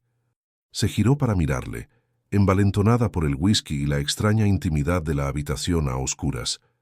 «En ti», dijo, la honestidad de ellos sorprendiéndolos a ambos. «¿Por qué esto? Podrías haber sido cualquier cosa. Este edificio, los negocios legítimos, es más que suficiente. ¿Por qué el resto?» Era una sonda directa, una búsqueda de la falla definitiva en el hombre mismo. No se enfadó, no evadió. Se quedó mirando su vaso durante un largo momento, las luces de la ciudad reflejándose en el líquido oscuro. «Mi padre», dijo, las palabras silenciosas, despojadas de su habitual autoridad. Era un buen hombre, un hombre amable. Intentó llevar el negocio de mi abuelo de la manera correcta, con mano blanda. Creía en cosas como el honor entre ladrones. Confió en la gente equivocada. Fue débil. La palabra quedó suspendida en el aire entre ellos, pesada y fría. La familia Antonelli de su generación no eran una molestia. Eran una amenaza. Vieron su amabilidad como una oportunidad. Vinieron a por él, no con pistolas, sino con papeles. Lo arruinaron, lo destrozaron, lo humillaron. Tenía 16 años cuando lo vi vender el anillo de bodas de mi madre para pagar una deuda. Murió un año después. Un ataque al corazón, dijeron los médicos. Pero murió de espíritu quebrantado. Finalmente levantó la mirada para encontrarse con la de ella. El hielo en sus ojos se había derretido y por primera vez ella vio el fuego debajo. No era el fuego frío de un depredador. Era el fuego caliente y doloroso de un niño que había visto arder su mundo. «Me hice una promesa a mí mismo el día que lo enterramos», dijo Franco, su voz un susurro ronco. «Nunca sería débil, nunca confiaría en la gente equivocada. Construiría un imperio tan fuerte, tan impenetrable que nadie podría volver a quitarme nada. No seré mi padre. La respiración de Elena se atascó en su pecho. Su historia, su juramento, era un reflejo perfecto y trágico del suyo. Ella, que había jurado venganza por su padre, estaba sentada con un hombre que había construido un imperio sobre la misma promesa. Eran dos caras de la misma moneda, forjadas en el mismo fuego de la pérdida. La revelación la sacudió hasta la médula. ¿Cómo podía destruir a un hombre cuyas motivaciones entendía tan profundamente? La confesión quedó suspendida en el aire entre ellos, un frágil puente de dolor compartido. El abismo entre ellos, de cazador y presa, de víctima y verdugo, desapareció de repente, aterradoramente. Todo lo que quedaba era un hombre y una mujer, ambos atormentados por los fantasmas de sus padres. Se levantó y caminó hacia la ventana de espaldas a ella. Los Antonelli de hoy son los hijos de los hombres que lo destruyeron. Esto no es solo un negocio para mí, Elena, es poesía. Ella se levantó y fue a pararse a su lado, atraída por una fuerza invisible que ya no podía combatir. Permanecieron en silencio, hombro con hombro, mirando la ciudad que él había conquistado. «Habría estado orgulloso de ti», dijo suavemente, las palabras un acto de traición contra su propio pasado. Él giró la cabeza, su rostro a centímetros del de ella. El aire se espesó, se volvió pesado. Pudo ver el conflicto en sus ojos, la gratitud luchando con una vida de control reservado. «Habría estado aterrorizado de en lo que me he convertido», replicó, su voz áspera. Su mirada bajó a sus labios, y el mundo pareció encogerse al espacio entre ellos. Esta vez no había escritorio, ni audiencia. Solo ellos dos, suspendidos en el cielo, rodeados por los fantasmas de su pasado. Levantó una mano, sus dedos dudando una fracción de segundo, antes de tocar suavemente su mandíbula, su pulgar acariciando la suave piel justo debajo de su oreja. El contacto fue un infierno. Sus muros cuidadosamente construidos, ya debilitados por su confesión, se desmoronaron hasta convertirse en polvo. Su misión, su venganza, todo se evaporó en el calor abrasador de su contacto. Todo lo que existía era la cruda e innegable verdad. Lo deseaba. Era una verdad aterradora, autodestructiva y abrumadora. Se inclinó hacia su mano, un gesto de rendición. Sus ojos se oscurecieron, y él bajó la cabeza, lenta, inexorablemente. Sus labios estaban a punto de encontrarse con los de ella. Era inevitable, un rumbo de colisión puesto en marcha desde el momento en que entró por primera vez en aquel salón de baile. Pero justo cuando sus labios estaban a punto de tocarse, ella se estremeció. Un destello de una imagen, el rostro sonriente de su padre, brilló tras sus ojos. Fue un acto desesperado y de última hora de autopreservación. Franco sintió el movimiento infinitesimal, el fantasma de su resistencia, y se detuvo. El control que ella tanto había admirado, tanto había temido, volvió a imponerse. Sostuvo su mirada un segundo más que le paró el corazón, una pregunta silenciosa pasando entre ellos, antes de dejar caer su mano. El calor se había ido, dejando el aire frío y vacío. «Es tarde», dijo su voz espesa. Se apartó de ella, poniendo una vez más un muro de cristal y luces de la ciudad entre ellos. El momento se había roto. El frágil puente estaba roto. «Sí», le susurró a su reflejo en la ventana. «Lo es». Salió de su apartamento, su cuerpo temblando, su mente una tormenta caótica. Casi había sucumbido. Casi había traicionado todo lo que representaba por un hombre al que se suponía que debía odiar. Mientras caminaba por las calles frías y vacías de vuelta a su apartamento, apretó la pequeña y gastada fotografía de su padre en el bolsillo de su abrigo. Se sentía como una piedra fría. Su recuerdo, que una vez había sido su estrella guía, era ahora solo un doloroso recordatorio de la mujer que se suponía que debía ser, y de la mujer en la que estaba aterradoramente cerca de convertirse. El casi beso, la confesión, el crudo momento de conexión lo había cambiado todo. Una tensión nueva e insoportable vibraba ahora en el aire entre ellos. Eran como dos cuerpos celestes que se habían acercado demasiado, alterando para siempre sus órbitas mutuas. El profesionalismo se convirtió en una máscara delgada y quebradiza que ambos llevaban, un intento desesperado de ignorar la gravedad que los atraía. Los silencios en su oficina ya no eran tácticos, estaban cargados de palabras no dichas, cargados del recuerdo de su contacto. Elena estaba a la deriva. La ira clara y justa que la había alimentado durante tanto tiempo se había contaminado. Franco ya no era un símbolo, un monstruo. Era un hombre, moldeado por un dolor que reflejaba el suyo. Su misión, antes un simple acto de justicia, ahora se sentía como una profunda traición. ¿Cómo podía destruirlo después de que le hubiera mostrado los cimientos agrietados de su alma? Y peor, ¿cómo podía no hacerlo sin traicionar la memoria de su propio padre? Estaba atrapada entre dos fantasmas, y el conflicto la estaba destrozando. Comenzó de nuevo su propia investigación silenciosa, pero esta vez su objetivo no era Franco, era el pasado. Pasaba las noches en archivos digitales, buscando viejos artículos de prensa, registros de propiedad y expedientes judiciales. Necesitaba entender la guerra entre las familias Costello y Antonelli. Necesitaba saber si la historia de Franco era toda la verdad. Necesitaba algo, cualquier cosa, para reavivar el fuego de su venganza y quemar la confusión que él había plantado en su corazón. Lo que encontró fue turbio, una enredada red de sociedades fantasma y tratos clandestinos. Pero un nombre seguía apareciendo en la periferia del colapso del negocio de su padre: Nico Costello. No Franco, el anciano, el patriarca. Una fría semilla de duda comenzó a brotar en el fértil terreno de su confusión. Una tarde, Franco la llamó a su oficina. En el momento en que entró, supo que algo andaba mal. La habitual calma depredadora había desaparecido, reemplazada por una energía inquieta y enjaulada. Paseaba frente a la ventana, con la mandíbula apretada, los hombros rígidos. «Tenemos un problema», dijo sin preámbulos, su voz como el pedernal. «Uno grande. Los Antonelli están haciendo un movimiento. No contra nuestros negocios, contra nosotros». Elena sintió una oleada de adrenalina fría. «¿Qué tipo de movimiento?» «Nico es un hombre de rutina», dijo Franco, deteniéndose para mirar la ciudad. «Todos los jueves juega a las cartas en el Círculo Cima. Lo ha hecho durante 40 años. Misma hora, misma ruta, mismo chofer.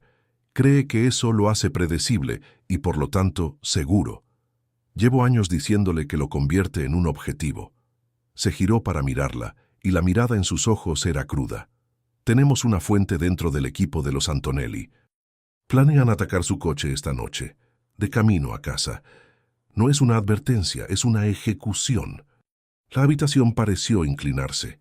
Nico, el anciano que había mirado en su alma, que la había ungido, la idea de él. «¿Qué vas a hacer?», preguntó ella, su voz un susurro tenso. «Voy a ponerle fin», dijo Franco, su voz bajando a un gruñido bajo y letal. «He estado jugando al ajedrez con estos niños. Esta noche voy a volcar el tablero. Mi fuente me dio la ubicación donde están preparando el ataque. Vamos a llegar primero. No vamos a detenerlos. Vamos a borrarlos del mapa». La finalidad en su tono era absoluta. Esto no era un negocio. Este era el fuego del que Nico le había advertido, finalmente desatado. «¿Por qué me estás diciendo esto?», preguntó Elena, su corazón latiendo con fuerza. «Porque te necesito», dijo, y la simple admisión fue más impactante que la amenaza de violencia. «Mis hombres son soldados, ven al enemigo que tienen delante. Tú ves el tablero, ves las trampas.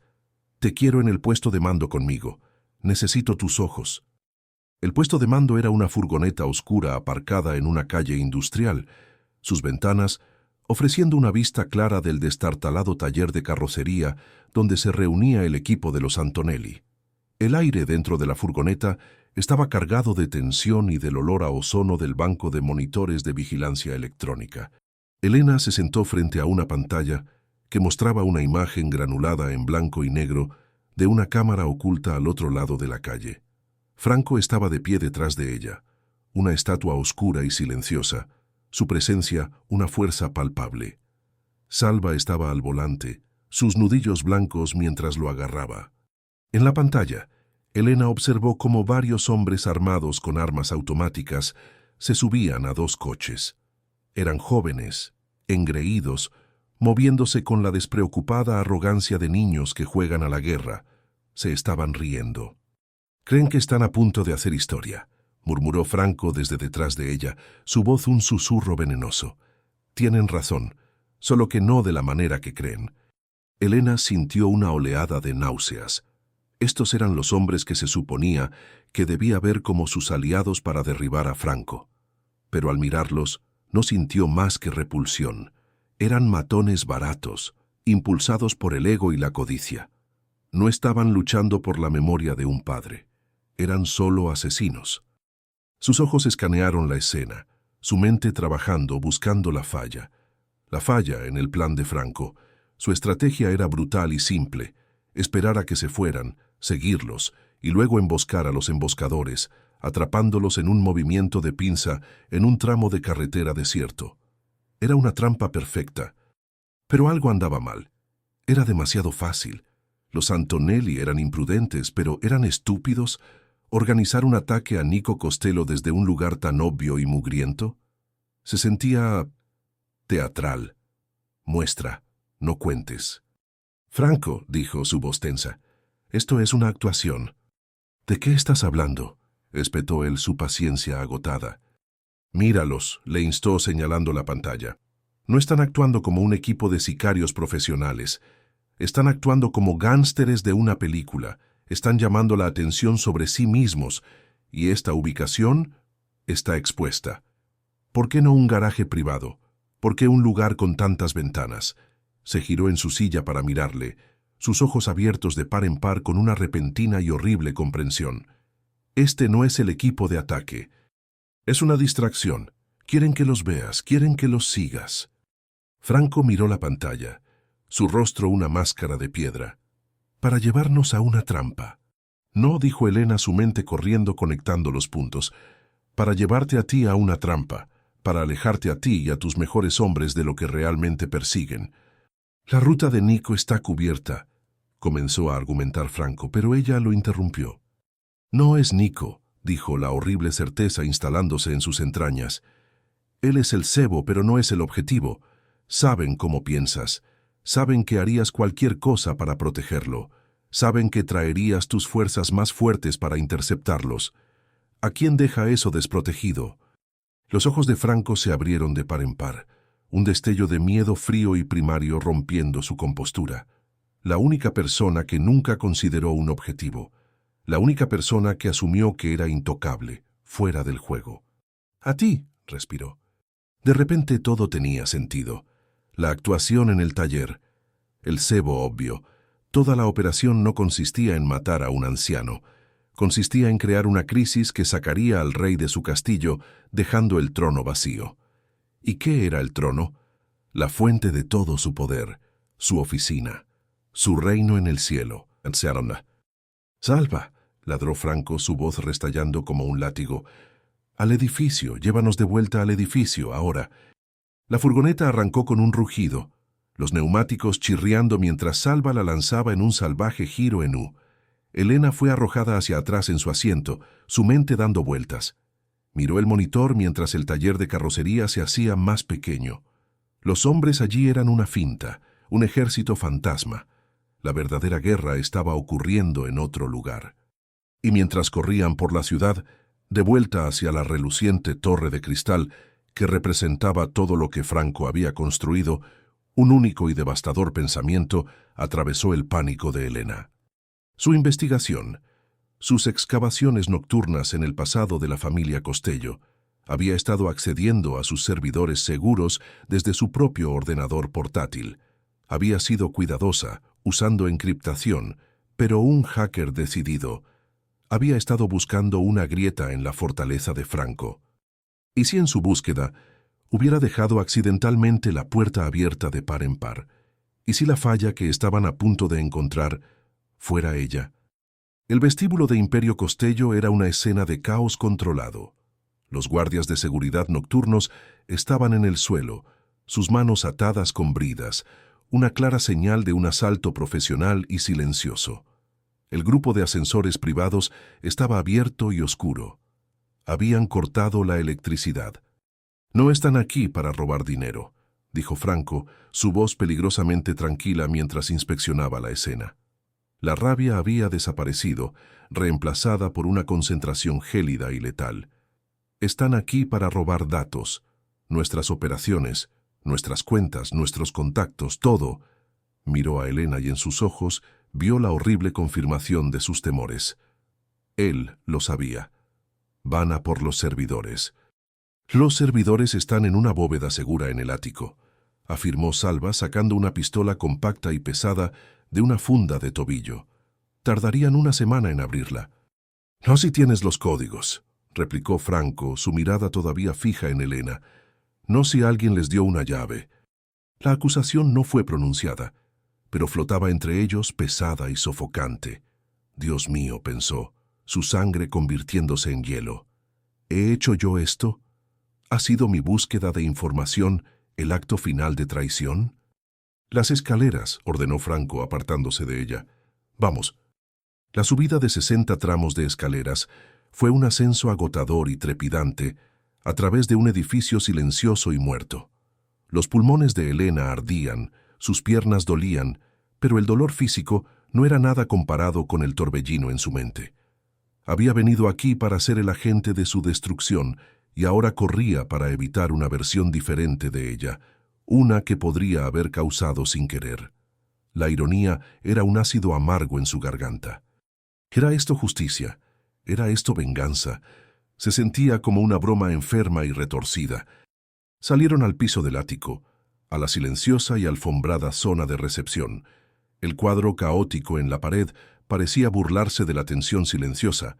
Franco se movió con la gracia de un depredador. Salva medio paso detrás de él, una sombra leal. Elena lo siguió, su cuerpo temblando, sintiéndose completamente inútil, un lastre. Las pesadas puertas de madera de la oficina de Franco estaban entreabiertas. Desde dentro podían oír el débil y rítmico tecleo de un teclado. Con una señal silenciosa, Franco y Salva tomaron posiciones a cada lado de la puerta. Franco le lanzó a Elena una última e ilegible mirada, y luego abrió la puerta de una patada. Irrumpieron en la habitación. La escena fue anticlimática. No había un ejército de matones, solo un hombre sentado en el escritorio de Franco, de espaldas a ellos, tecleando tranquilamente en el portátil de Franco. Ni siquiera se inmutó por su violenta entrada. «Me preguntaba cuándo te darías cuenta, Frankie», dijo el hombre, su voz suave y familiar. Lentamente giró la silla de cuero para mirarlos. Era Julian Dubois, el encantador marchante de arte de pelo plateado de Ginebra. Sonrió con una expresión perezosa y segura en su apuesto rostro. No estaba armado, no lo necesitaba. «Julian», respiró Franco, su voz una mezcla de incredulidad y puro odio. «Trabajas para los Antonelli». «¿Trabajar para ellos?». Julian se rió, un sonido suave y condescendiente. «Muchacho, mi madre era una Antonelli. Yo soy los Antonelli. Los chicos jóvenes y tontos eran mis primos. Carne de cañón para mantenerte ocupado», señaló la magnífica oficina. «Todo esto, este imperio que construiste sobre el fantasma de tu padre, es impresionante. Pero cometiste el mismo error que él. Confiaste en la persona equivocada». Sus ojos se deslizaron de Franco y se posaron en Elena. «No es así, querida». Elena sintió que el suelo se abría bajo sus pies. «¿De qué está hablando?», susurró su voz temblorosa. «Tus actividades nocturnas han sido de lo más útiles», dijo Julian, su encantadora sonrisa volviéndose cruel. «Tus huellas digitales llevaron a mi gente directamente a la puerta trasera del servidor. Llevó algo de trabajo, pero una falla es una falla. Estabas buscando una manera de destruirlo. Bueno, felicidades, lo has conseguido. Estoy descargando el último de sus archivos ahora. Todo. Estará arruinado». Julian la miró fijamente, su rostro una máscara de creciente horror. Se abalanzó sobre el portátil para detener la descarga. Pero Salva fue más rápido. El hombretón cruzó la habitación en 2 zancadas, agarrando a Julian y levantándolo de la silla como si fuera un niño. «Se había acabado». En el silencio que siguió, Elena se quedó con las manos apoyadas en el escritorio de Franco, su cuerpo temblando. Levantó la vista y se encontró con los ojos de Franco. La sospecha había desaparecido, reemplazada por una cruda y abrumadora oleada de emoción que no podía nombrar. «¿Cómo lo supiste?», preguntó él, su voz áspera. «Tú me lo dijiste», susurró ella. «Dijiste que el secreto era conocer tus propias fallas y protegerlas. Aposté a que tu mayor falla, tu paranoia, era también tu mayor fortaleza». Él rodeó el escritorio hasta que estuvo de pie frente a ella. El espacio entre ellos era eléctrico, tal como lo había sido en su apartamento, pero los fantasmas habían desaparecido. Solo quedaban ellos. «Me has salvado, Elena», dijo, las palabras pesadas con el peso de todo por lo que habían pasado. «No», dijo ella mirándolo, la verdad de su viaje finalmente clara. «Nos hemos salvado el uno al otro». Él extendió la mano, su mano acunando suavemente su mandíbula, tal como lo había hecho antes. Pero esta vez, ella no se estremeció. Esta vez, se inclinó hacia su contacto, un gesto de aceptación, de un futuro que nunca podría haber imaginado. Su pulgar le acarició la mejilla, un gesto tierno y posesivo. No necesitó decir nada. Ella no necesitó oírlo. En sus ojos vio la promesa de una nueva historia, una no escrita por los fantasmas de sus padres, sino por ellos. Había venido a conquistar al multimillonario jefe de la mafia, a exponer sus secretos y a reducir su imperio a cenizas. Pero en algún lugar entre las cenizas de su venganza había encontrado su corazón, y en la más inesperada y peligrosa de las victorias, él había conquistado el suyo. Él bajó la cabeza, y esta vez nada se interpuso en su camino.